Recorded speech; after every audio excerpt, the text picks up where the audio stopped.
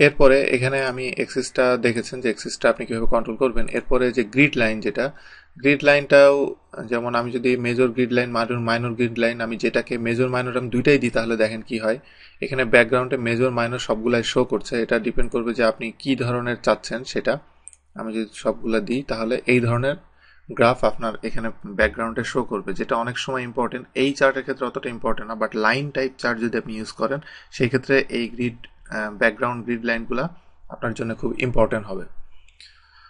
এরপরে এখানে দেখেন যে chart wall, show chart wall আমি যদি দেই তাহলে অ্যাকচুয়ালি এটা যেটা কাজ করে সেটা হলো এই ব্যাকগ্রাউন্ডে একটা চার্ট ওয়াল সে শো করবে।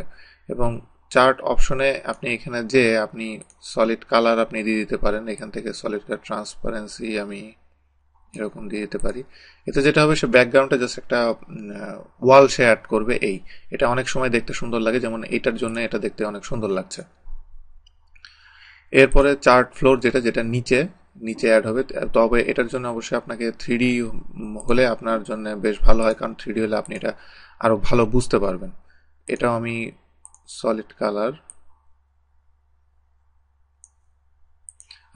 দেওয়ার পর এখানে দেখেন যে এখানে কিন্তু একটা ফ্লোর এখানে অ্যাড হয়েছে এখানে, যেটা এখান থেকে আপনি হয়তো বুঝতে পারছেন।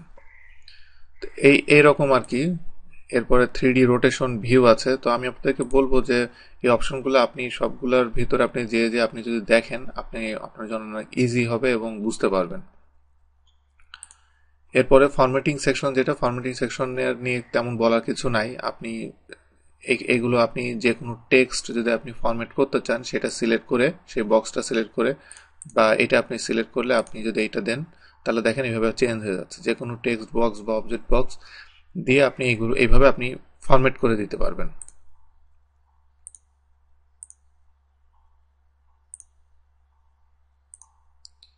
এরপরে এখানে দেখেন যে আপনি এই যে লেআউট, যেটা এই যে বাম দিকে লেআউটের ভিতরে চার্ট এরিয়া হলো যে পুরা যে এরিয়াটা দেখতে পাচ্ছেন, পুরা চার্ট এরিয়ার ভিতরে এখানে হচ্ছে।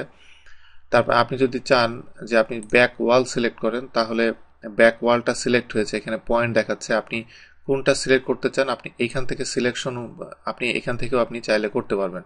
ফ্লোর যদি করতে চান তাহলে দেখেন যে নিচের শুধু ফ্লোরটা আপনার সিলেক্ট হয়েছে। আপনি সিলেক্ট করার পরে এটার ফরম্যাটিং ডিজাইন আপনি করতে পারবেন। তো আপনি যেটা করতে চান সেটা এখান থেকে আপনি নিয়ে আপনি এখান থেকে করতে পারবেন। যেমন সাইড ওয়াল দিলাম, সাইড ওয়াল নিল। তো এই অনেকভাবে আপনি এটাকে ফরম্যাটিং, লেআউট, ডিজাইন আপনি এইভাবে আপনি করতে পারবেন।